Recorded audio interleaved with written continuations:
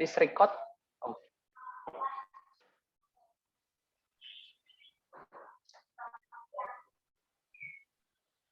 My PPT can see? Yes. Well, I can see your PowerPoint.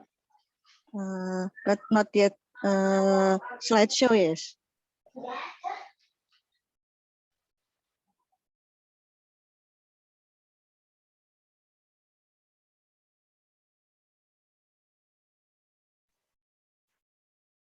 Okay, you can start now. Slideshow, not yet. Yes, you can click slideshow and maybe is my internet is unstable. I didn't turn on the camera. okay.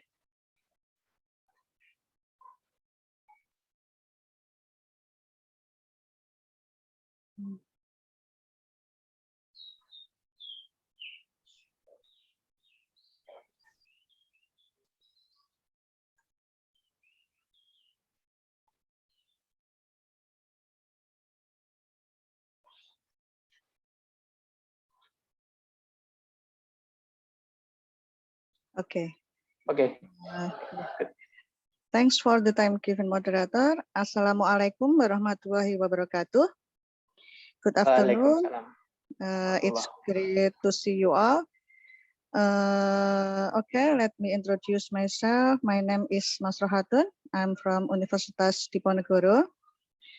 I will present to you about the capacity of osmotic for the living aquatic plant at the area of Tahura, KGPA Mangkunegoro I, the province of Central Java.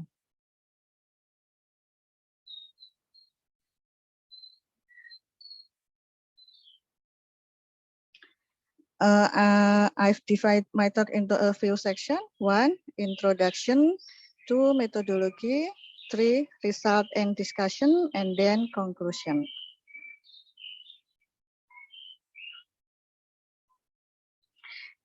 Introduction. Tahura KGPA Mangkunegoro I is the only highway forest park in the province of Central Java that has various types of biodiversity. The topography of Tahura is seen from the level of slope, and there are many kinds of elevations. It gives the variety of living natural resource. To guarantee the living of human and other living at Tahura KGPA Mangkunegoro I, water is the most important thing. Spring in Tahura, essential water resource that must be maintained for the sustainability of flora, fauna, and the surrounding community. There are 7 well springs at Tahura KGPA Mangkunegoro I. This is Gombong, Ngelorokan, Tenggir, Sumberdali, Gedang Cici, Parangijo, and Sembung.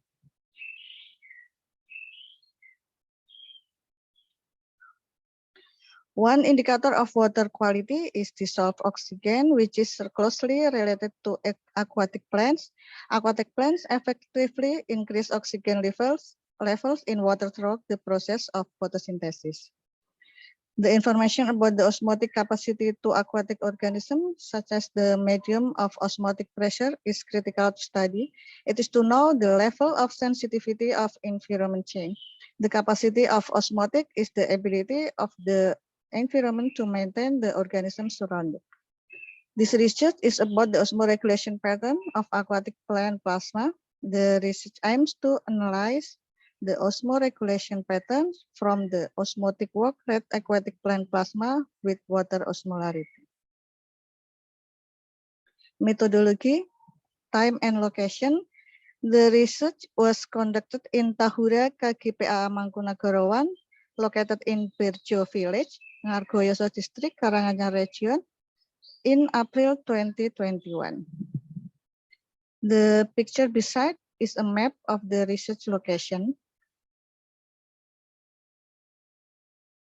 And then materials and tool. The materials used in this research are the sample of water and aquatic plant from the 7 well spring at Tahura area. The example of water consists of water and other organisms such as the moss. The tools are used in this research: aqua bottle, cool box for saving sample, pH paper, automatic micro osmometer rubbing, electrolyte analyzer, and water quality checker is used to measure the water osmolarity and aquatic plant plasma osmolarity. The method of research, the kind of research is used in this research is the quantitative approach. The study gives the form of numbers that can explain analysis systematically in each part and try to find causality to find out the relationship. Data collection is used in this research is the survey method. It means the information is collected from some sample to represent the whole population. And then sampling technique. The sampling technique is carried out from 7 well spring at Tahura area. The sample is used in this research are water from the spring and aquatic plant. The sampling of water is put on the bottle and labeled with the names of the well spring. Then it is kept on the cool box to do the examination at the laboratory. And then osmolarity examination. Osmotic work rate is calculated based on the difference in aquatic plant plasma osmolarity value with media osmolarity or water.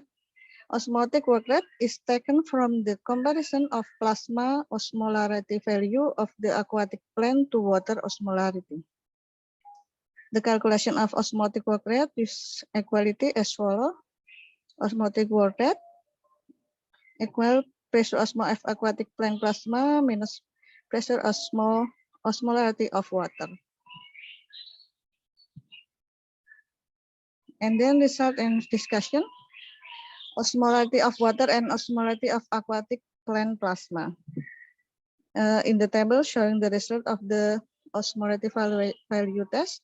In the table 1 is value osmolarity of water from 7 wellspring, Gedang Cici, Sembung, Parangijo, Sumber Gali, Ngelorokan, Tenggir, and Gombong. And then in table 2, the value of osmolarity aquatic plant plasma from 7 wellspring, Gedang Cici, Sembung, Parangijo, Sumber Gali, Ngelorokan, Tenggir, Gombong. Explanation from the previous table. The measurement result mentioned that the osmolarity value of aquatic plant plasma at the wall wellspring has a value higher than water osmolarity by comparing water osmolarity with osmolarity of aquatic plant plasma. It is known that the response of aquatic plant osmotic for all wellspring location. Osmoregulation pattern can know the reaction of osmotic from the 7 osmolarities. And then osmotic work rate osmoregulation pattern from 7 wellspring, and then value osmolarity of water, value osmolarity plasma aquatic plant, and then osmotic work rate, then osmoregulation pattern. The response of osmotic aquatic plant plasma on the wall wellspring has the characteristic of hyperosmotic, because the value of osmotic work rate above zero. It means the aquatic plant makes a plasma concentration adjustment higher from water concentration by osmoregulation mechanism to balance osmotic pressure inside and outside of the plant. According to research, Anggoro et al., organisms that live in environmental conditions close to isosmotic will need less energy to osmoregulation than hyposmotic or hyperosmotic condition. The energy is used in the process of osmoregulation is just a little, so the energy allocation to grow will be bigger. Thus, the organism will grow more optimally. It can be concluded that the higher condition of osmotic work rate causes more energy is used to balance the condition of the body and environment or to reach the isosmotic condition. The slow grow and on the cultivation medium with a large osmotic gradient because the energy expenditure takes precedence to get the homeostatic condition. It is the condition where there is a balance of osmotic between cultivation medium and organism cell liquid. Electrolyte content and water osmolarity. In table, we can see electrolyte content: natrium, chloride, calcium, magnesium, dissolved oxygen, pH, and osmolarity of water. The measurement results of water electronic content show that electronic content on the highest osmolarity has the biggest natrium, chloride, and magnesium value, whereas the lowest osmolarity has the smallest value on natrium and calcium. The osmotic characteristic from the media depends on the wall ion that dissolves on that media. Thus, the greatest the number of dissolved ions in the media, the level of the solution osmolarity sensitivity will be higher to make the media osmotic pressure higher. And then the relationship between water osmolarity and osmolarity of aquatic plant plasma. The equation of water osmolarity and aquatic plant plasma osmolarity shows that the positive correlation. The means the more value of water osmolarity, so the osmolarity of aqua plant plasma will grow either. On the other hand, the smaller the water osmolarity value. Conclusion. Based on the research result, it can be concluded that the osmotic work rate from the 7 samples, it shows all of them has value above 0, with the osmoregulation pattern is hyperosmotic. The low osmotic work rate makes the energy used to the activity of media osmolarity is low. Thus, the energy portion can be used more to grow media osmolarity, giving the natural effect to the osmotic work rate. This is the picture at the time of sampling. Okay, thank you so much for your attention, and wassalamualaikum warahmatullahi wabarakatuh. Waalaikumsalam warahmatullahi wabarakatuh. Nice presentation. Okay, maybe any audience? I open for question for Mrs. Mas Roketon for this for her presentation. Maybe any question from audience? Yes, may I accept? Sarif, ya? Yes. Okay. Could you please? Yes. Thank you, Mr. Moderator. To Mrs. Masroh Khatun, why choose this location for this research? Then what is the main consideration? Thank you. Okay, can I answer? Yes. Mr. Moderator, yes. Yes, yes. I choose this location because there are many springs and plants biodiversity that have not been studied previously. So it is interesting to study. And my plan after this, there will be further research related to the spring. And from previous research, most of the objects study osmolarity water with aquatic animals, such as fish, but not many have investigated to osmotic work rate of water with aquatic plants. Okay, that's all. It's okay, Mr. Arif? Okay, thank you. Okay. Maybe another question. We have 2 minutes.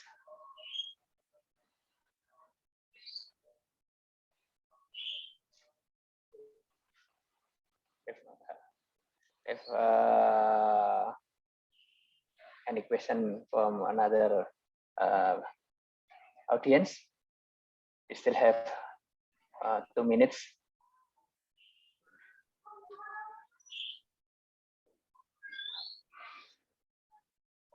Okay, I think there's no question again. We give applause to Ibu Mas Keraton by Yes. Okay. Thank you. Thank you. Okay, we can go to the next presenter, paper ID number 1813.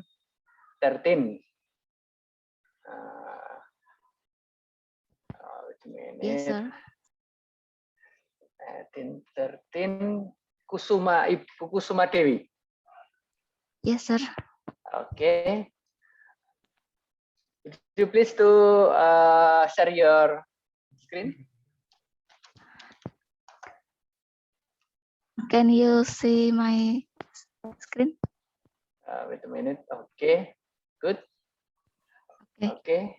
Would you please now start the presentation? Thank you for the time. I will present my paper with the title Protection Effort of Coral Reef Ecosystem from Anthropogenic Threat at Karimun Jawa National Park, Indonesia by Kusuma Dewi, Master Program on Environmental Science, Universitas Diponegoro.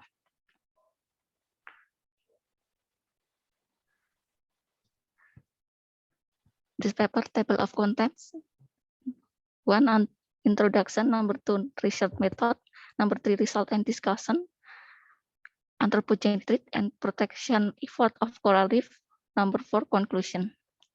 Introduction. Indonesia is known to have abundant biodiversity. This biodiversity must be protected so that no extinction or damage occurs. For the reason, a form of protection and preservation of such biodiversity is needed in a national park conservation area. One of the national park in Indonesia that has an abundance of biodiversity is the Karimun Jawa National Park. Karimun Jawa National Park area has 5 types of ecosystems consisting of coral reef ecosystem, lowland tropical rainforest ecosystem, coastal forest ecosystem, seagrass and seaweed ecosystem, and mangrove forest ecosystem. Coral reef ecosystem have a very important function, which makes them a must to be preserved so they are not damaged or dead.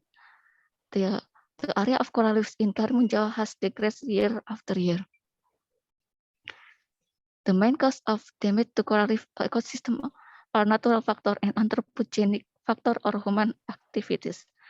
Natural factor: damage to coral reef is caused by natural factor. For example, change in seawater temperature, typhoons, global climate change, earthquakes, volcanic eruption, predator, and disease. Anthropogenic factor: the impact of damage to coral reef ecosystem caused by anthropogenic factor is more chronic and is not temporary. The damage to coral reef caused by anthropogenic factor can be direct or indirect. Example are fishery activities, ornamental fish fishing, consumption of fish, shellfish, and shrimp harvesting with explosive, toxic chemical, electricity, fishing gear that is not environmentally friendly, such as potassium overfishing and irregular harvesting. Land image: in 1996, the Karimun Asylum has a coral reef area of 7,074,800 square meters. In 2002, the area coral reef was 6,674,500 square meter. In 2060, in area of coral reef was 5,946,800 square meters.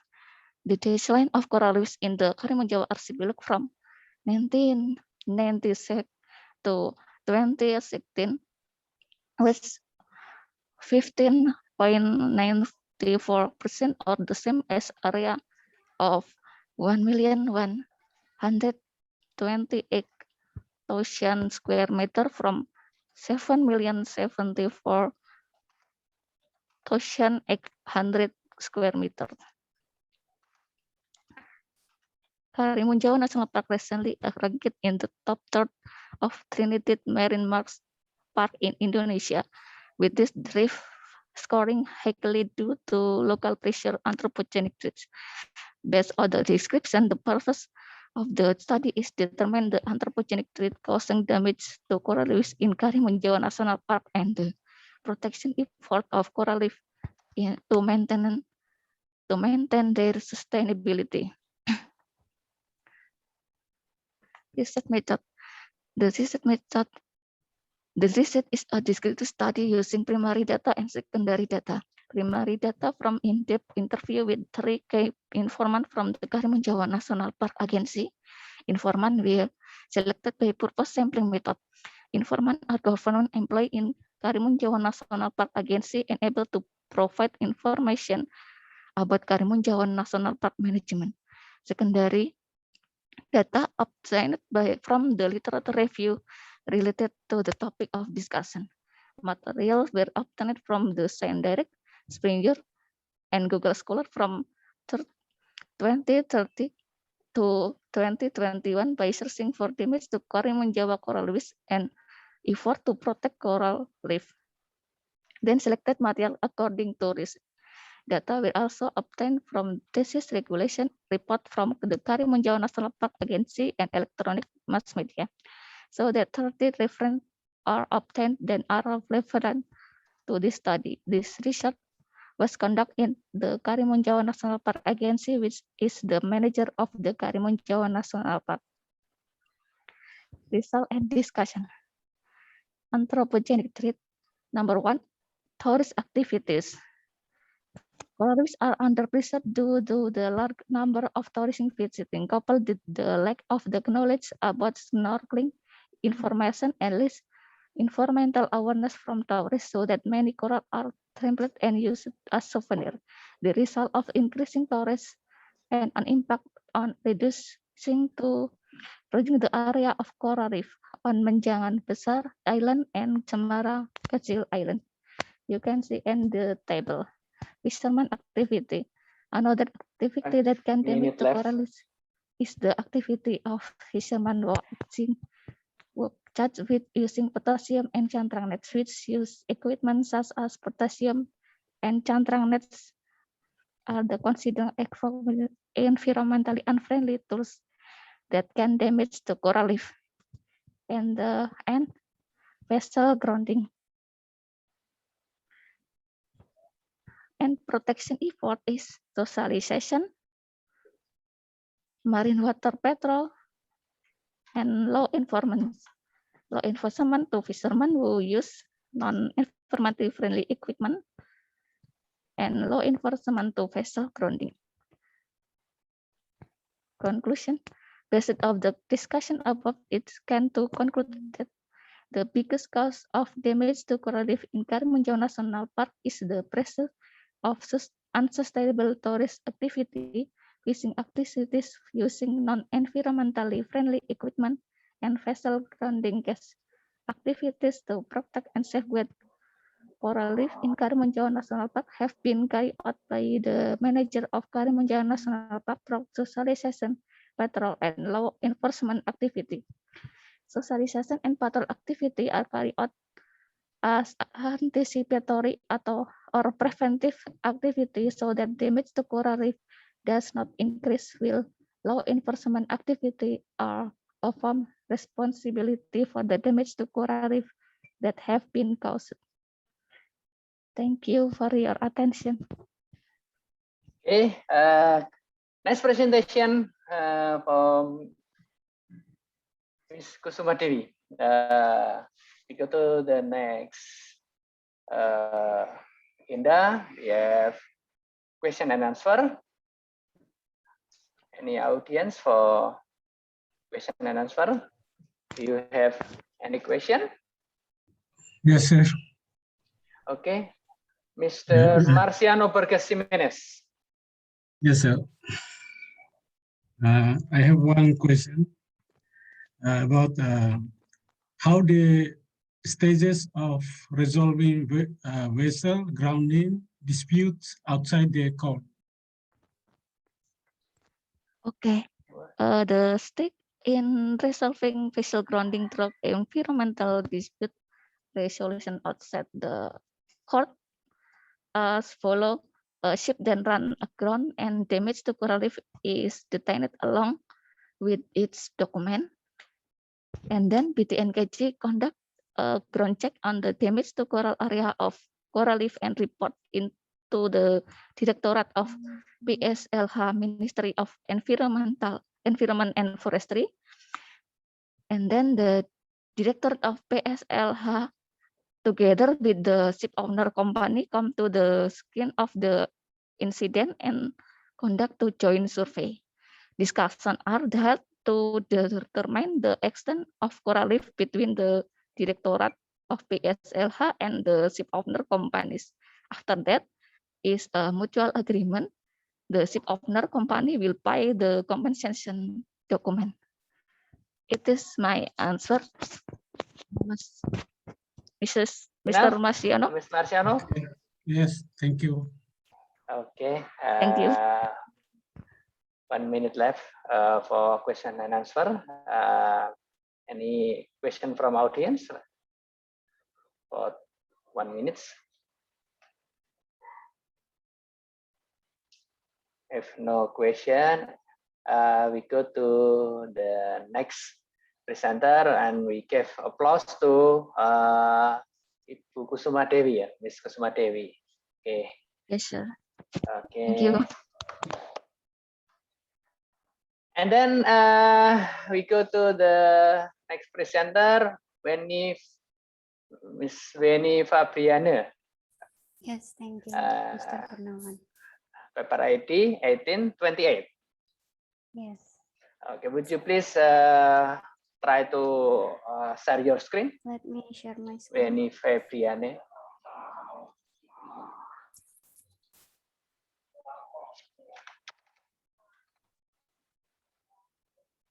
Okay.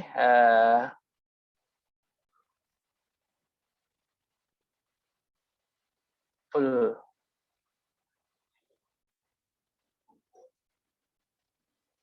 Is my screen already Okay. can be Okay. seen? Full screen. Okay. Okay. You can start now for your presentation. Thank you. Good afternoon, everyone. Thank you for the opportunity. My name is Weni, and I am the author of this paper. Today, I'm going to talking to you about the groundwater contamination by point source waste, which is aluminium slug waste, by the title Assessing the Groundwater Suitability for Drinking Purpose Around Disposal Area of Aluminium Slug Waste in Jombang Regency, Indonesia. To begin, let me show you the outline of this presentation. First part is introduction. Second part is literature review that focus on aluminium slug waste characteristic, environmental impact of aluminium slug waste, and groundwater contamination and management. And then methodology, result and discussion, and the last is conclusion. Next, why I choose Jombang Regency as my study area. It is because Jombang Regency has two sub-districts that known as Small Industrial Center for Aluminium Recycling. There are 136 small aluminium recycling industry that spread across 19 villages, which has been operating since 1970. Aluminium recycling is a process to refine the aluminium waste, such as dross from aluminium industry or scrap aluminium from beverage can into aluminium ingot. The aluminium recycling process consists of crushing, molding, smelting, and smelting in high temperature. The volume of aluminium slug waste that generated from this activity is very big and costly for handling, since it categorized as hazardous waste based on Indonesian government regulation. Then, because of high cost to manage that waste, low public understanding, and low control from local government, the aluminium recycling industries illegally dump their aluminium waste on soil without any treatment and use it to make river embankment, road filling, and house foundation without processing. As you can see in this picture, the aluminium slug waste is packed in the white sacks. The dumping site is spread in 117 locations with estimated area about 50,000 square meters. And the waste still contains some element that potentially contaminating the groundwater quality. Meanwhile, groundwater is the main source of the population in the study area. Therefore, the aim of this study is to assess the groundwater quality around aluminium slag waste disposal area in Semobito and Kesamben Subdistrict, Jombang Regency. Next one, let me tell you about aluminium production and how aluminium slag waste can be generated. Aluminium is used widely as a raw material for aircraft manufacturing, construction, marine industry, and as well as for many household uses due to its lightweight, conductive properties, and corrosion resistant. Aluminium is produced in two ways, namely primary aluminium production and secondary aluminium production or aluminium recycling. Primary aluminium production done by extracted alumina from bauxite ore. From this process will generate aluminium dross as residue from aluminium smelting. These white dross usually still contain 45% of aluminium, and then used as a raw material for secondary aluminium production.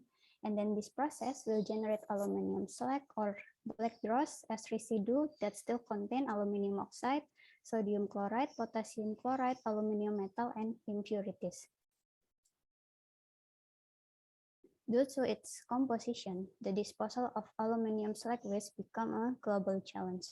Aluminium slag waste is classified as hazardous and toxic waste because of its high concentration of toxin, highly flammable, leachable in water, harmful, and irritant. The impact of aluminium slag on the environment has been investigated in recent years.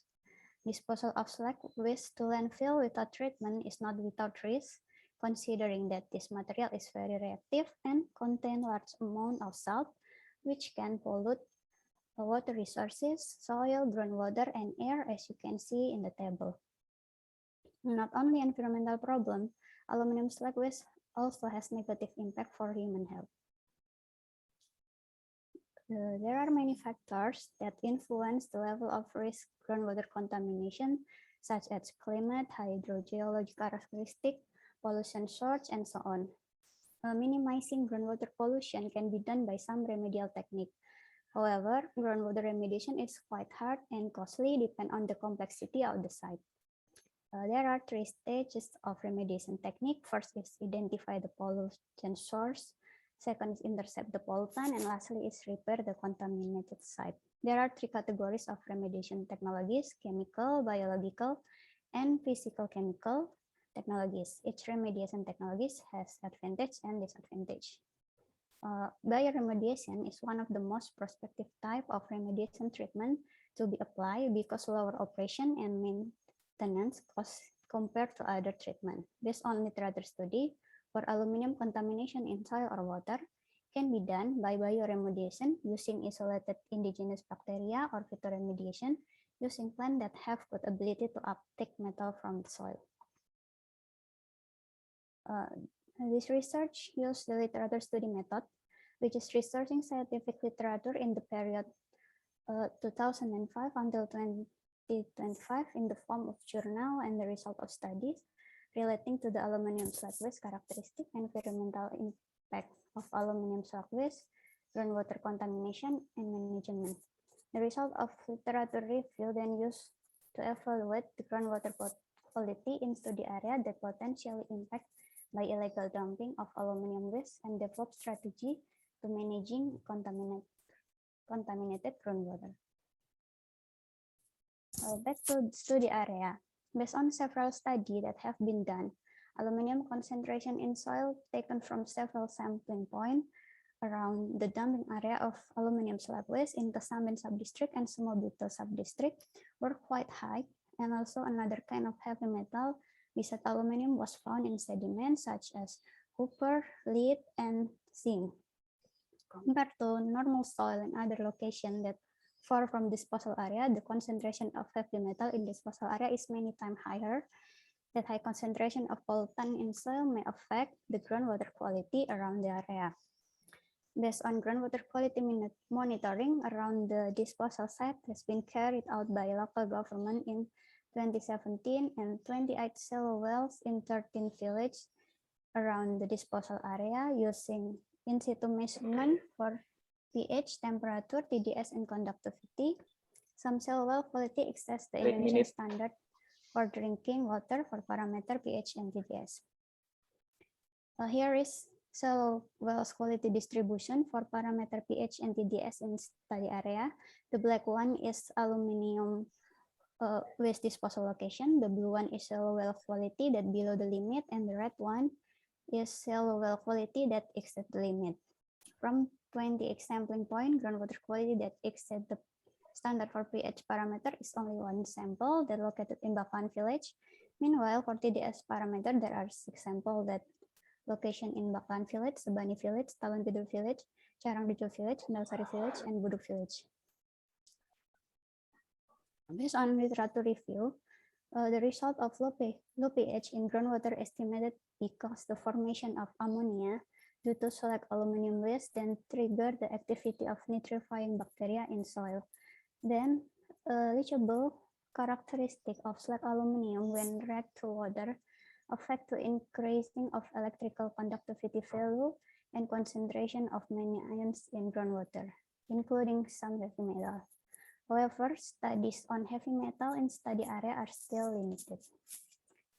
Then there are some of the strategies that suggest to manage contaminated groundwater in study area. First, identifying the pollutant source and estimate the pollutant distribution by development of geospatial map that can mapping the distribution of this contaminant in soil and groundwater.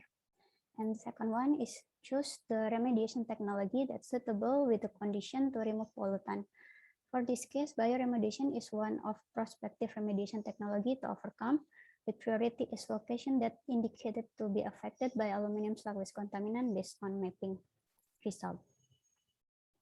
Here are the conclusions based on the result of literature review. First, the cell wells quality around the disposal of aluminum slag in Sumabito Subdistrict and Kesamben Subdistrict, Jombang Regency are unfit for drinking purposes based on parameter pH and TDS. And then further study for the heavy metal parameter in groundwater around the disposal area need to be conducted to figure out how far aluminum slag waste impact on the groundwater quality. The results of this study are expected to provide an overview of the impact of the illegal dumping of aluminum slag waste in groundwater quality surrounding it.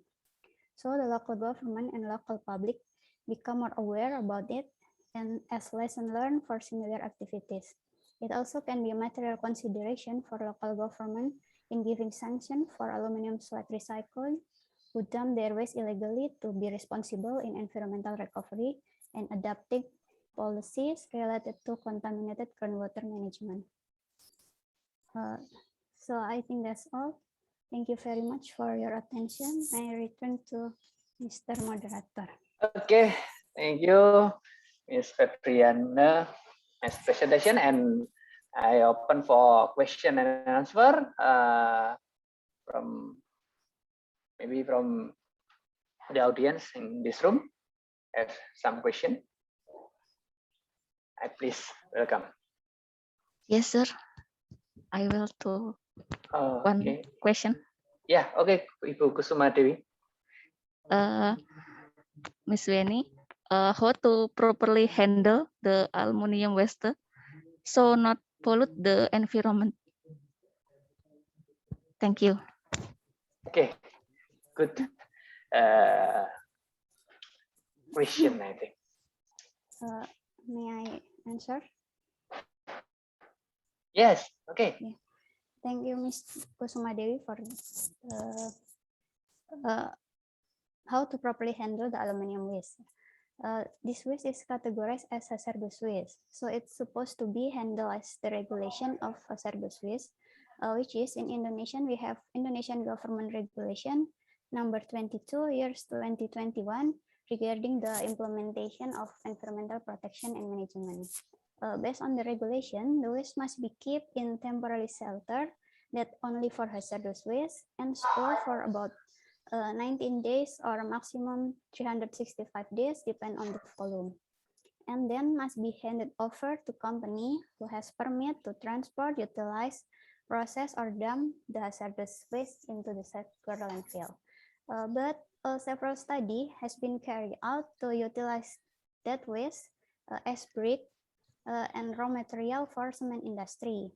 But this process is quite challenging because it has to go through a solidification process to reduce the toxicity level in the waste, which is a bit costly, I think.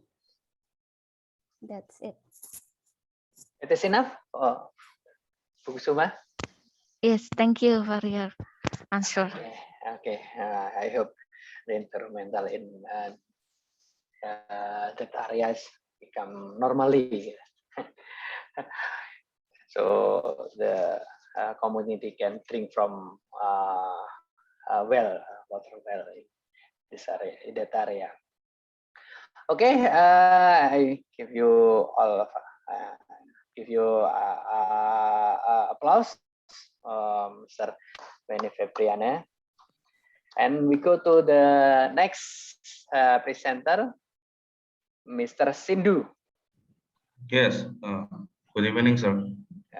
Good evening. And would you please to share your screen? Yes.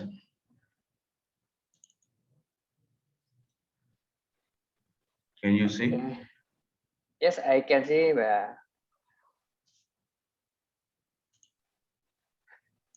Slideshow, maybe you can. Okay. Yeah. Okay. Well. Okay. Okay, may I start, sir? Yes, can start right now. Sindu Yuga Pratama. Yes. Good evening. The title of my research is the thermal comfort approach in home redesign in the study of Newton Boulevard Settlement, Semarang. So the introduction is, as we all know, that the COVID-19 pandemic is affect community activities, including working activities, and discuss a government policy as we know as work from home policy.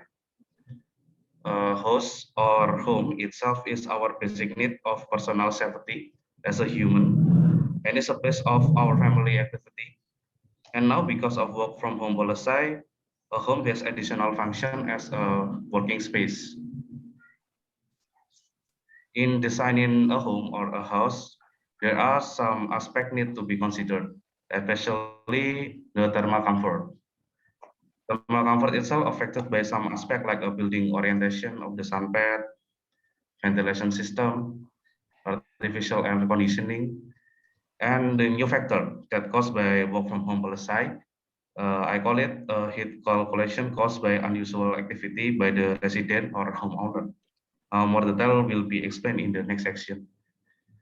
In Semarang, Semarang is a metropolitan city and require the provision of settlement facility which are increasing every year. So for anticipating this problem, many developers provide shelter in the form of settlement. The problem is majority of the developers generally design building of the same type without applying ideal tropical architectural application that cause thermal discomfort. Besides this, COVID-19 pandemic and following up on government programs to work from home, it is necessary to adapt in designing a layout of house which is supported by the application of sunlight and also the ideal ventilation system. The result of study case is this is a Newton Boulevard settlement located in Ketapang Raya, Pedulungan district on East Semarang. Consists of 86 building units which are divided into several types. The building facing the highway is a two-story building with type 70 until 100. There are 33 units of it, while the rest are one-story cluster building consisting of type 36 until 50. And this research focused on one-story cluster building and sample of 4 buildings that oriented into different way, namely north, south, west, and east. This is the standard type 36 houses in Indonesia. There is a 2-bedroom, 1-bedroom, carport, outdoor kitchen, and also living room that can be used to be some guest room. The same way is happened to the Newton Boulevard settlement. So the research methodology for the thermal comfort, I do some building measurement before and after pandemic work from home policy. The aspect is thermal, air humidity, and wind velocity. And second, for resident reference about home redesign adapt to work from home policy, I do some interview with sample resident about resident profession, job affected by pandemic or not, agree or disagree for addition working room. And this is the sampling determined to be at least 15% of the number of housing unit. There are 86 units with the status of 70 units that have been built. The rest are still plot. Therefore, the sampling was carried out on 50 homeowners in the Newton Boulevard settlement. Of these 15 people, not all of them were permanent resident of the house at the time at this pandemic. Some houses have not been touched at all. In taking the sampling, also consider the direction of the orientation of the building to the orbit of the sun. So the result is for the thermal comfort comparison. On this data, if we compare with measurement before the existence of work from home policy, it can be compared that there is an effective temperature increase of approximately 50% at the time of measurement during the pandemic. Well, for humidity, there was an increase of 18 until 20% from before implementation of work from home policy. Besides that, there is no significant change in wind velocity in the measurement area. 5 minutes left. Yeah. This is naturally caused by heat and the earth absorbed during the day, also the natural lighting from the sun, but influence such a human evaporation in the room, or also heat that occurs during the cooking process, or heat generated by machine or electronic devices, because the daily activities of residents of the house occur more frequently due to the impact of work from home policy. And this is what I call in the first is unusual activity by the resident. All of the influence is temperature and humidity in the house. So the diagram shows that room requirement preferences, about 80% of respondents agree to extend the workspace will be a necessity in the pandemic era. So this is the redesign concept. The redesign concept, the building shape was slightly changed, especially on the roof. The base roof of the tropical concept couple redesign building is the saddle. The saddle roof only has two falling direction on there. There's no need to gutter the right and left to the building. In addition, if the lower end is turned facing front, then this can be explored in an extended way. So there is some shading in one roof construction. In order to support this concept, the rooftop is raised. It will create more attractive shape. This is the plan. When we entering the house, we were immediately greeted by foyer equipped by sink. This is one of the design concept that adapt to COVID. And we turn left, we find some powder room or optional room, cleaning or toilet maybe. And we go to the right, we go to the living room, and there's outdoor kitchen. And then the door to the low split level area, sorry. So this is in the split level area, this is low level bedroom. If we go up through the stair, this is a split level working space. This is the 3D visualization. This is the living room. This is the kitchen, outdoor kitchen, and this is the lower level bedroom. Okay, next, then if we go up again, then we will reach level 2, where if we turn left, there will be a door connected to the main bedroom. The master bedroom is equipped with an suite bedroom located above the living room, while the bedroom is parallel to the powder room in the ground floor, just having on piping. The last level is split level. Is a multifunction attic. That space can be utilized as a bedroom or maybe working space or warehouse, whatever is needed by the resident. And this is the visualization. This is the master bedroom. And this is the attic. And this is the split level area. So the conclusion is humidity and room temperature during the pandemic tended to increase compared to previous condition. Humidity is increased by 20% and 50% for the indoor temperature. 73% of the resident population are worker, but only about 46% carry out their activities at home. Most about 80% agree to modify the building design of the house. In the redesign concept, the shape is slightly changed, especially on the roof. The best roof for tropical concept is saddle, and this will be create some attractive shape like the 3D visualization before. So to the optimize air and the light that enter to the room, that the opening in the facade are made in full. This is a short but a long window opening in the middle.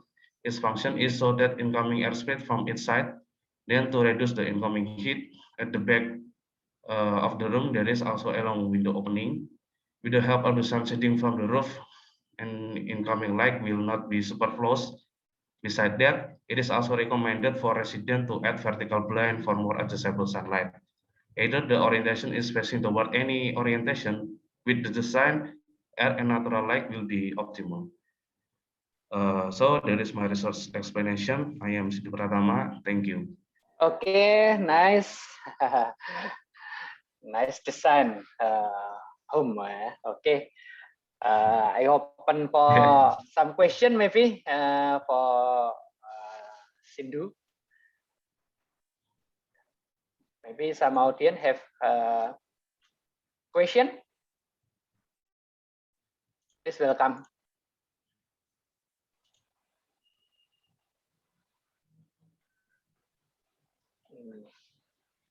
Anyone?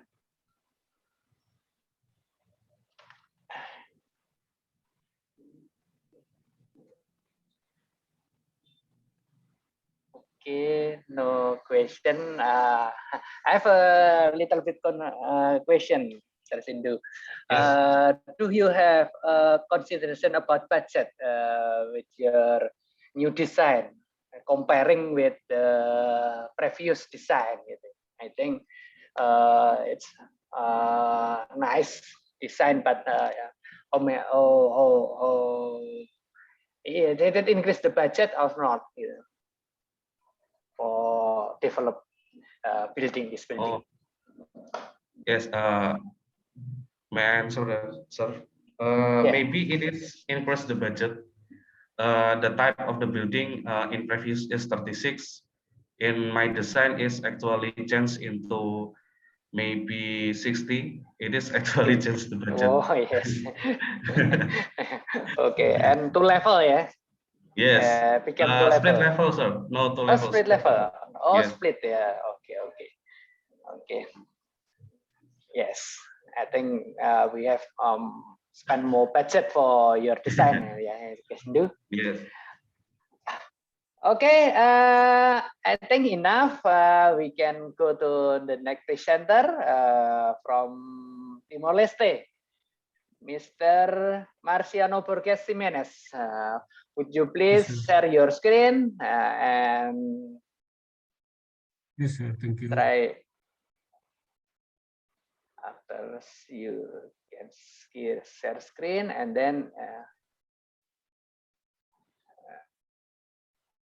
slideshow maybe you can just show. Okay, from. Have you got my slides? Okay, we can see well your presentation. Okay, you can start now. Yes, sir. Sir Marciano. Okay. Thank you for the time, sir. Here my presentation about the study of waste generation and composition in the capital of Dili Municipality, Timor-Leste. The outline is introduction, method, discussion, and conclusion. Waste management in Dili City, Timor-Leste uses a dumping system which is directly disposed to the final waste disposal site without going through a separation and processing. Dili is the capital and the largest city of Timor-Leste with a total population about 352,553 people. In 2019, according to Asian Development Bank, every day the city government through the sanitation department in Timor-Leste have collected 250 tons of waste, about 55% of which is dumped in landfill, while the remaining 45% of the people in Dili are dumped into rivers, sea, barn, and buried. The research aims to determine the generation and composition of waste produced by 4 sub-districts, to identify the role of local government in waste management, to identify the facilities and infrastructure in supporting waste management, and the role of the community in contributing to protect the existing environment. The method is the location of the research in the capital of Dili in 4 sub-districts, such as comprised of Cristo Rey, Dong Alaisu, Naim Peto, and Veracruz. And the data collection is primary and secondary. The primary is I observe directly to the location, and then I collected few data from the institution that are related to the waste management. Okay, waste management technical aspect. The first one is analysis of waste generation and composition. Here is the daily load of the truck in every year. So in every sub-district, there is difference of the loading of waste. We can see from 2017 until 2019, there is increasing of the waste that people produce in capital of Dili because of the rising of the people every year. The source is into 2020. And this is the amount of waste generated in 4 sub-districts in the capital of Dili. So here is the total of the every year.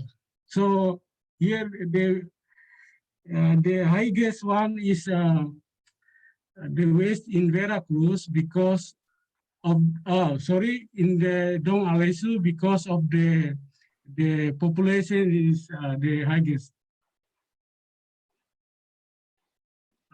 The waste generation in 4 sub-districts in Dili municipality is found in the residential area, in the market area, office areas, sub-meters in other places. As we can see in the picture, they show that in several different areas. The composition of waste in the capital of Dili. Here is I got the data from the sanitary service of Dili municipality Timor-Leste. So the highest one is organic because of from the people produce organic more than others. Waste management infrastructure and facilities. The first one is a containerization. The total of bins is 335 units of waste bins in every corner of Dili. And then collection, there is a temporary disposal sites. So from us all, they dump to the temporary disposal site, and then after that they transport it direct to the final disposal area. So the transportation of the that provide for the waste aid from the government, and they hiring and plus hiring the 30 private trucks. The non-technical aspect of waste management in Dili capital, there is a regulation of the Ministry of Home Affairs of Timor-Leste that the importance of this policy is to influence community behavior patterns and provide arrangement for the community to be more orderly in disposing of waste, because the community is the producer of the waste itself. And then community participation. The level of community participation in waste management, such as the minimum participation of each household, that every house in the settlement is not separated from waste before it is disposed of in the trash. Lack of public awareness of waste management. There is no waste retribution in Timor-Leste. The conclusion, the current condition of waste management in the city of Dili is still far from ideal in terms of service, packaging, transportation, and final processing. The regulations implemented by the government have not been optimal, so that there is still a gap from the community to violate the applicable regulation. Around 45% of the people in Dili still throw garbage into the river, sea, burn, and bury. So it can have an impact on the environment because it is not managed properly and appropriately. The last one is a lack of the community participation and private sector. Thank you. Terima kasih. Matur nuwun. Obrigado. Stay out. Okay, stay healthy. Thank you, Mr. Marciano. Nice presentation. Okay, we get maybe 2 or 3 questions. We have 5 minutes for question and answer. Okay, I open for the question from audience in this room. Yes, sir. Ibu Yes.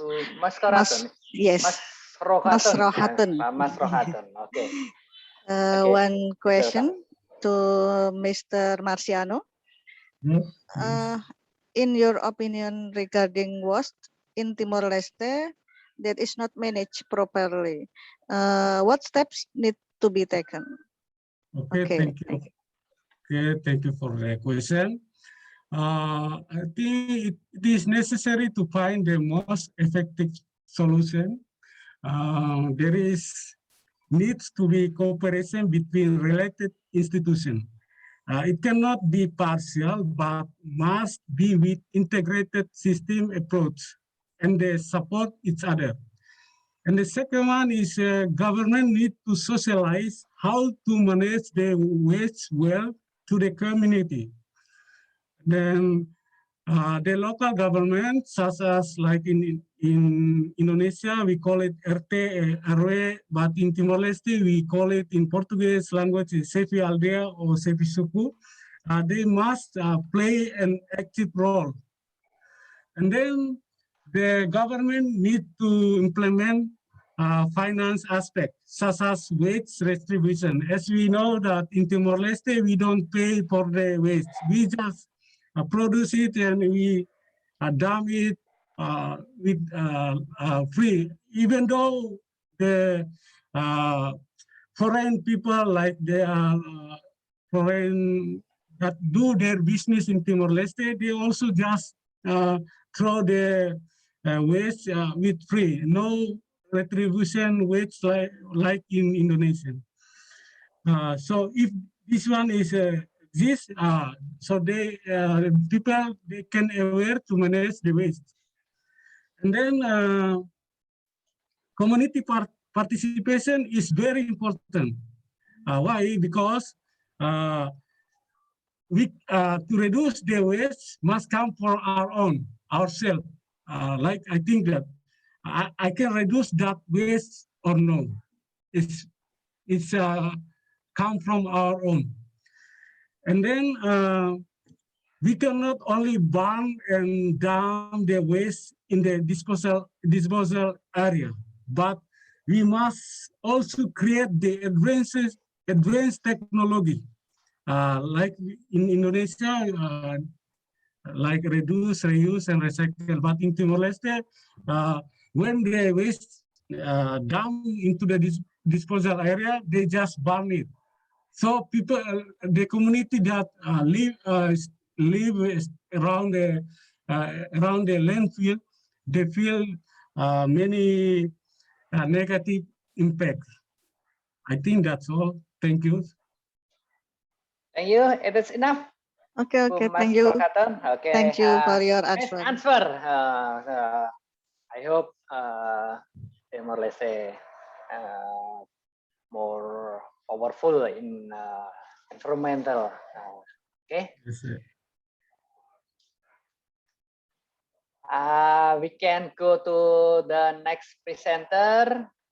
Please stop your screen share, Mr. Marciono. I will give you applause for you, and let us give applause to Mr. Burgess Thank you, Marciano. sir. Thank you. Okay, then we go to the next presenter, Mrs. Naila. Naila Sahiratul Rizkiyah.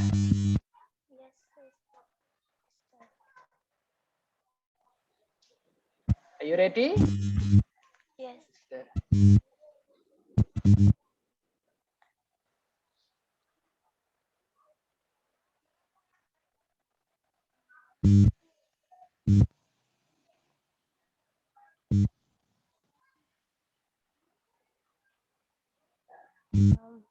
My name is Naila. Now I would like to present about the effective triaerator to reduce iron in drinking water. Iron is used by body is a human system booster and hemoglobin formation. But if there are too many in the human body, it can cause human health problems. Excessive level of iron in the human body can cause toxicity and cause death in children under 5. Toxicity is characterized by vomiting mixed with blood. The accumulation of iron in the body causes chronic effects such as hemochromatitis, which is excess iron that has accumulated in the liver, heart, and pancreas. According to the regulation of the Minister of Health of Republic of Indonesia number 492, according the requirement for drinking water, standard usage maximum 0.3 milligram per liter in water. The excess of iron in the water must be reduced to meet the standard, and it can be treated by aeration method. During the aeration process, oxygen is attached to the water and it will burn with the Fa iron. The goal is to form Fa which can then settle to the bottom of the water and sedimentation can be carried out. One of the aeration method in the triaerator method, which is arranged instead with the number of try and a certain height. The result of the experiment, the result is an experiment. The design of this study was a factorial complicated randomic design with 2 factors. The first factor in the study was the height of the dry with 3 treatment level. And the second factor is sedimentation time, which consists of 3 treatment level. The aeration process with dry aerator uses variance tri-Hague and measurement of iron contents, pH and temperature are carried out. The experiment was carried out in dirt. Measurement of iron level in drinking water was carried out the Surakarta City Health Service Laboratory. The method used is a UVV spectrophotometer which produces a spectrum with wavelengths of 400 until 700 and photometer to measure the intensity of the abstract light. After getting the result from the experiment, the data was processed using the normality test with Shapiro-Wilk homogeneity test and two-way ANOVA test. The work carried out using IBM SPSS Statistic 23 software. This is the experiment design. Based of the table on graph, the result of the effectiveness of reducing iron level above so that a high variation of 1 meter about 0.445 until 0.293 with a height of about 0.309 until 0.236. Based on the table of the Hague effectiveness at altitude is 2 meter high, as sedimentation time of 3 hours is 67.005. The reduce of iron contact is most effective at height of 2 meters as sedimentation time 3 hours, with the decreased iron contact from 0.513 millimeter to 0.169 millimeter. The study showed that the thicker the dry, the more water in contact with the air, resulting in the addition of oxygen in the water and oxidation occurs. Something experiment studies are conducted without a control group. In the study, the effectiveness of the treatment was measured by comparing the mean scores of the initial and final test. Based on the result of the study, there was a decrease in iron level in that treatment group. Then an analysis was carried out using the two-way ANOVA test to determine the difference in group appearance between tri-Hague and sedimentation time in reduced iron level. The result of the different tests showed that the tri-Hague and sedimentation time had a significant difference in the average iron content. Tri-aerator method, the normality test using Shapiro-Wilk with Higgs variation was obtained with normal distribution data with p-value. There was a significant difference between the height of the aerator tract and sedimentation time with a decrease in iron content in drinking water. The oxidative process in carried out using the aeration method in the process is influenced by pH, temperature, wind speed, flow rate, distance between dry and the size of the dry hole. The temperature in the water affects the surface tension and viscosity of the water. A pH greater 7 will be easy to undergo precipitation to show that the iron content that has changed to Fa, which has a certain nature and coupled with water. pH grades low that will have the process of the deposition of iron level in drinking water. The height of the tray affects the contact of water with oxygen. The tray will maximum the water in contact with the air so that there is more dissolved oxygen after the water in contact with the air and from effect which will start to the bottom of the surface. The longer the deposition time, reduce more sedimentation and thus reduce iron level in drinking water.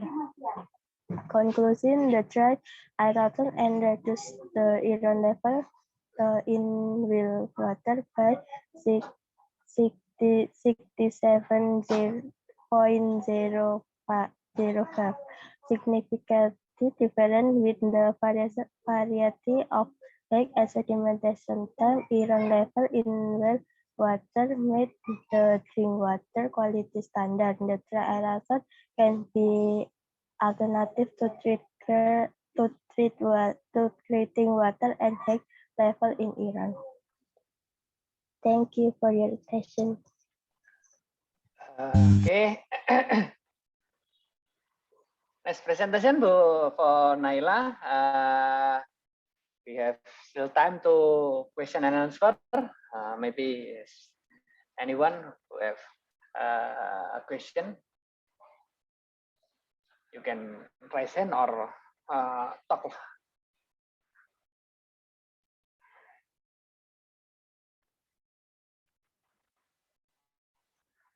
Anyone? Any question?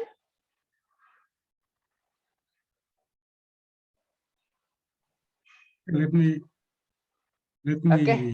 Okay, Mr. Marciano. Give one question. Please welcome. Yeah, thank you, sir. Regarding of the here, about the three aerator in different age, like 1 meter, 1.5, and 2 meter.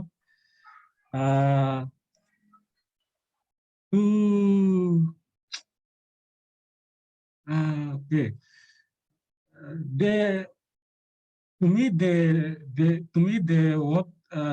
drinking water standard need a long of time. It's like around 3 hours to reduce it. If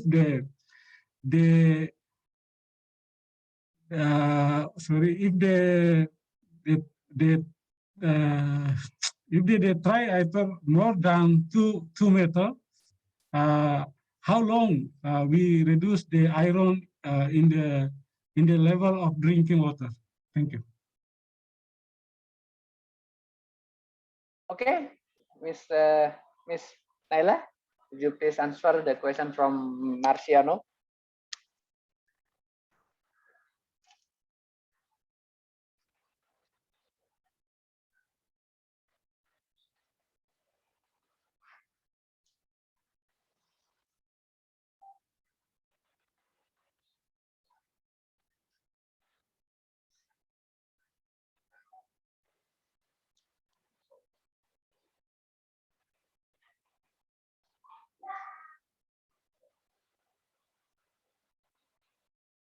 Mr. Naila, do you hear?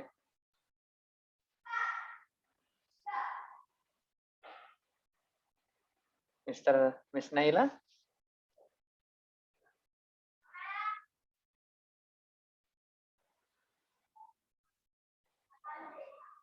Naila. Oh, she is not in the room right now. I think we can discuss later, sir. Yeah, Maybe, okay. We skip your question. You can discuss later with yes, sir. Thank you, sir. maybe, yeah. Yes, sir. She is not in this room right now. Okay, we go to the next or the last presenter, Mr. Arif Irawan. Are you ready to present your research? Yes, sir. Before we close the session, we have photo session together. Okay, would you please not exit this room before we make photo session? Okay. Okay, would you please to share your slide, Mr. Arif Irawan? Yes, sir.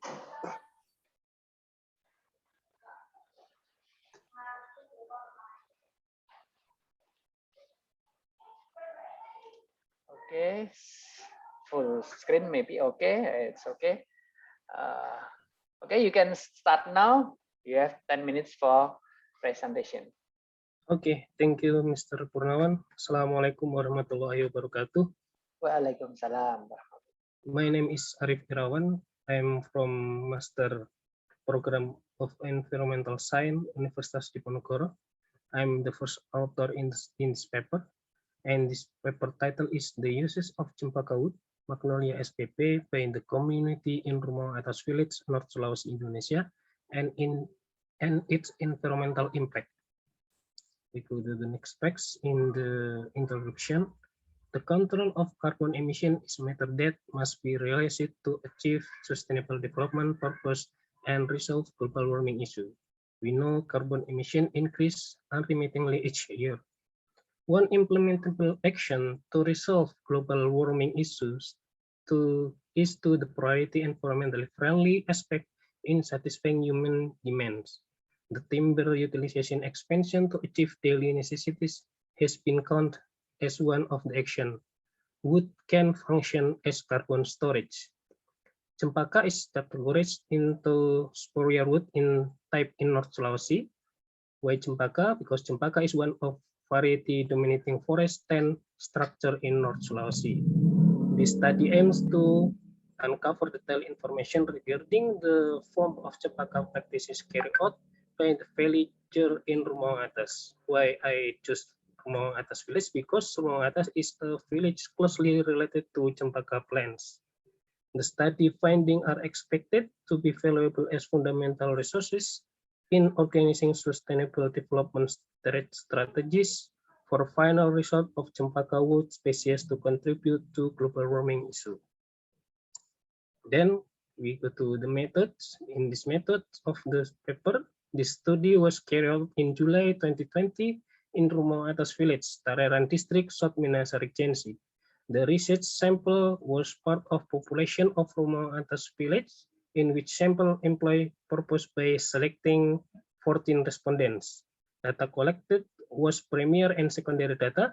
The type of primary data used in this research is qualitative data, while secondary data is data from search result of official reports and data on official institution website. Method used in this study was descriptive method based on interview and field survey outcomes. Then we go to result and discussion part 1. Cempaka wood have been used by the people in North Sulawesi as raw material in fabrication of furniture, cupboard, and doors. Then Cempaka wood usage in the village of Rumah Atas dominate for in-house part construction, especially for windows and doors.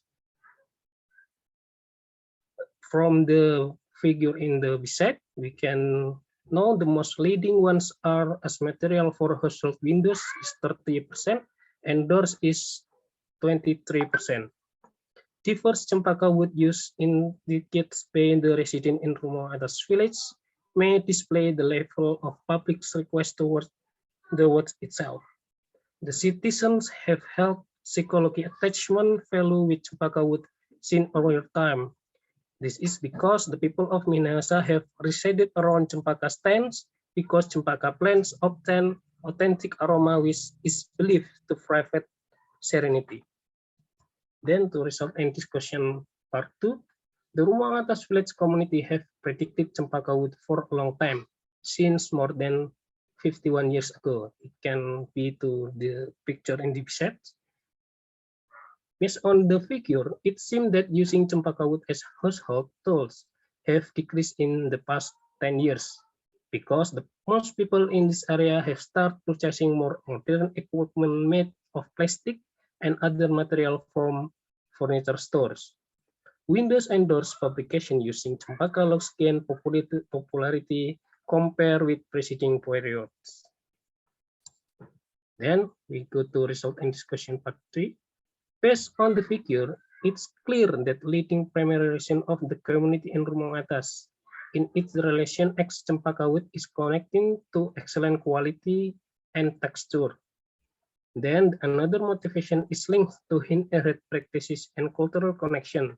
Cempaka are the key material for traditional wooden house and traditional musical instrument or kulintang of Minahasa.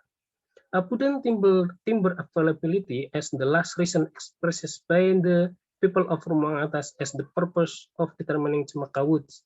The convenience in acquiring their logs encourage more people to select Cempaka instead of different planks. Then, result and discussion. Cempaka used by the community of Rumong Atas are well sustained. One determination that must be enhanced to develop public interest is providing training space to local craftsmen to advance their capability in manufacture household equipment from Cempaka timber. The utilization of Cempaka wood in daily life implemented by the public all this time have affected the existence of Cempaka plant in this region to be maintained continually. Massive usage will advance public interest to effectively cultivate the survival of Cempaka plants in retained lands. Cempaka public plantation that are well managed in Rumong Atas area are anticipated to contribute and answers to problem regarding the accessibility of woodland area as environmental condition optimizer in the region on North Sulawesi. Well-maintained community woodland can be function as the replacement for national forestry that are declining in quality and quantities. In its association with global warming, the existence of Cempaka plant in Rumong Atas is estimated to contribute in mitigation acts towards climate change. Low carbon means as woods considered huge amount carbon emission. Then conclusion for this paper. The first various usages of Cempaka woods are found within the people of Rumong Atas village. The villager decides on Cempaka timber because of certain reasons, such as hereditary practices and the level of cultural and historical attachment, outstanding wood quality and authentic texture, and the accessibility. These diverse functions implicate the abundant extent of Cempaka plantation around Rumong Atas. Then, Cempaka plant cultivation by the community of Rumong Atas village is anticipated to support the survival of natural woodland in North Sulawesi that are plugging in quantity and quality as well as impact on addition of critical land area. The last, furthermore, in this relation to global warming issue, Cempaka plant existence is project to support world mitigation acts towards climate change matter. That's all my presentation. Thank you for your attention. Assalamualaikum warahmatullahi wabarakatuh. Waalaikumsalam warahmatullahi wabarakatuh. Okay, next presentation about Cempaka wood in North Sulawesi. I open for question from all of our audience in this room.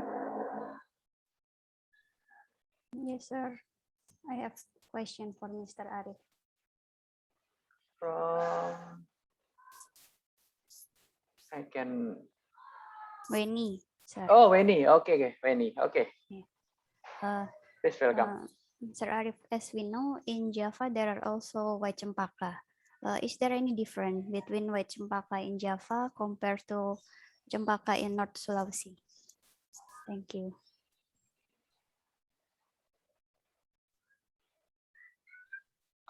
Okay, thank you. The question for Miss Weni.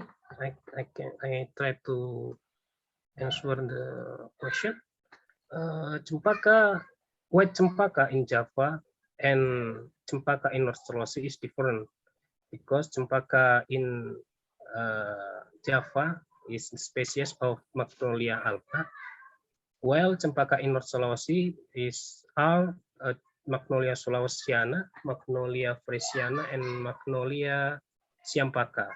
Then for the result for the Cempaka in the North Sulawesi is the wood for furniture, for house, and etc.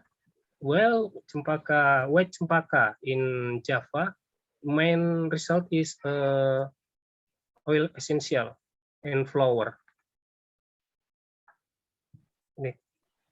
Enough? Enough. Okay. Enough for Veni? Enough, sir. Okay. Next mungkin.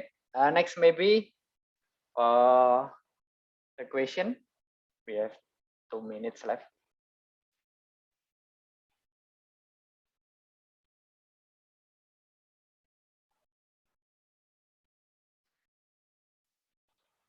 Okay, no question. I have a little bit question. Mr. Arif, do you consider about supply and demand for the Cempaka wood? Yeah. Because if you consider the supply and demand, you can make strategy for maybe like regulator to always considering environmental impact, because if we cut the wood, maybe the impact for the environmental in this area, it will be have a potential global warming maybe. Do you consider it? Yes, thank you, sir. The supply and demand Cempaka in North Sulawesi is not balanced, sir, because the demand is high than the supply.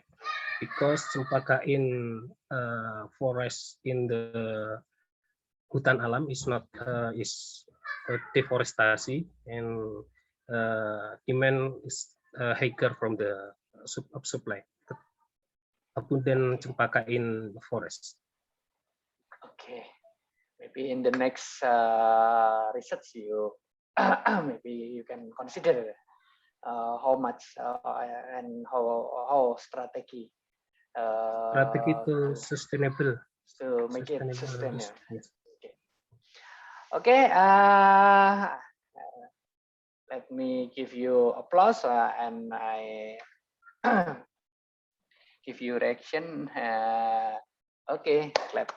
Applause for Mr. Arif Irwan, and we have final agenda. Make it session photo. Okay, please welcome to open your video.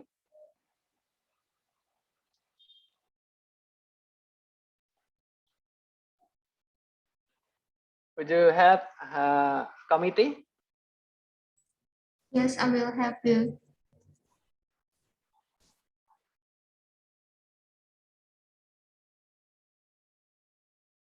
We wait the committee make sign 1, 2, 3 or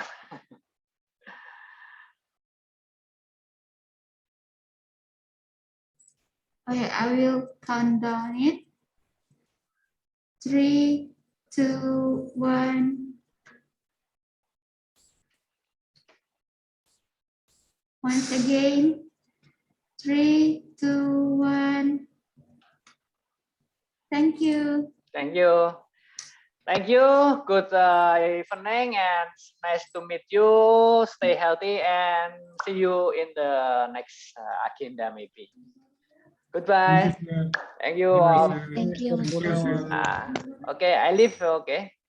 Do not forget to join the closing ceremony for Ijenis 2021. Okay, thank you.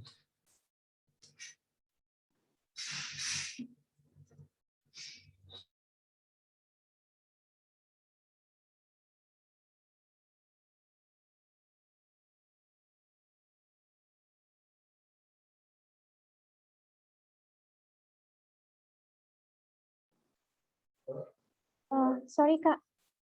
Oh, suara saya masuk nggak ya? Iya, masuk, Pak. Iya, ini giliran saya presentasi nggak jadi ya Kak? Atau gimana ya? Tadi katanya belum bayar, Kak.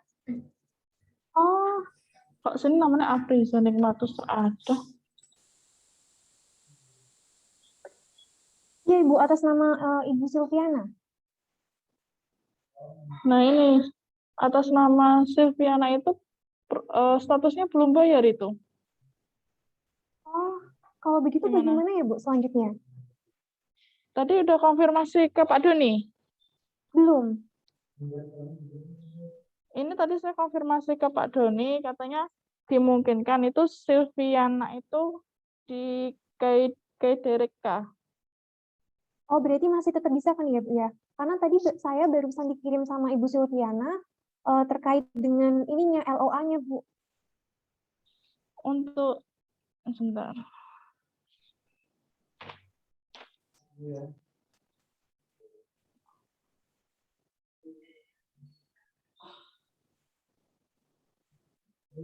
Ini dimungkinkan akan ikut di room ke Daireka. Daireka. Ke Kadireka. Daireka. Oh, itu kapan ya Bu? Di roomnya sendiri, ada roomnya sendiri itu. Oh, besok atau sekarang? Atau dihubungi Pak Doninya langsung ya. Oh, begitu. Iya Ibu, ya, ya. Baik. Untuk bagian keuangan sudah ada kontaknya?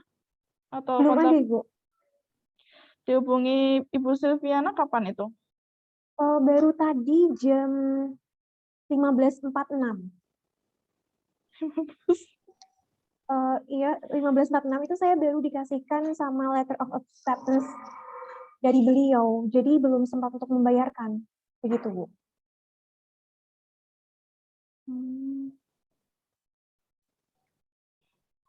Iya, statusnya belum bayar itu.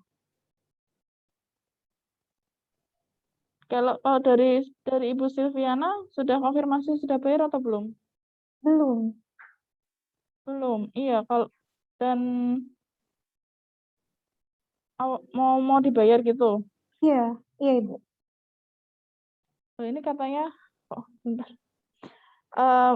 Bisa chat WA saya.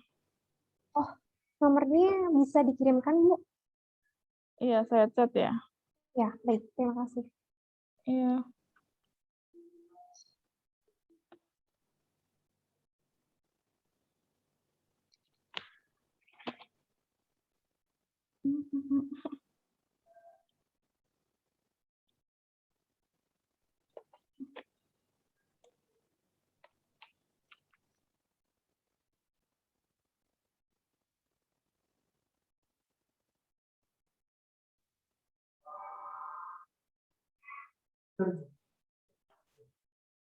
Maaf ya, soalnya kan di autornya juga nggak ada atas nama Afriza. Jadi saya kira ya hanya pendengar. Sebentar, saya ini ya, saya kirim, saya share ya.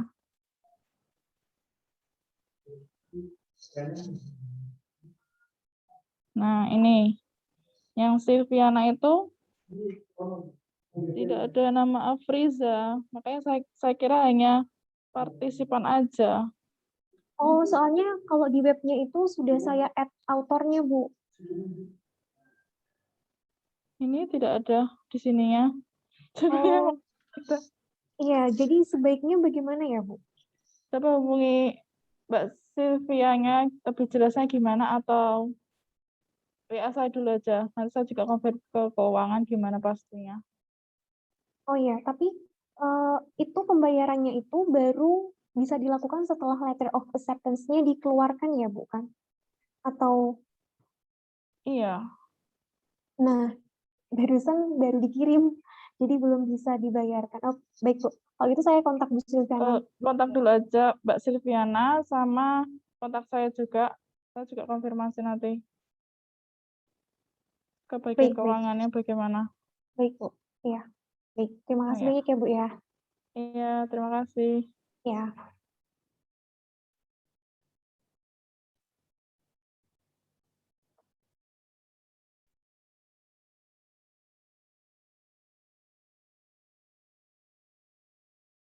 Nggak jelas kan?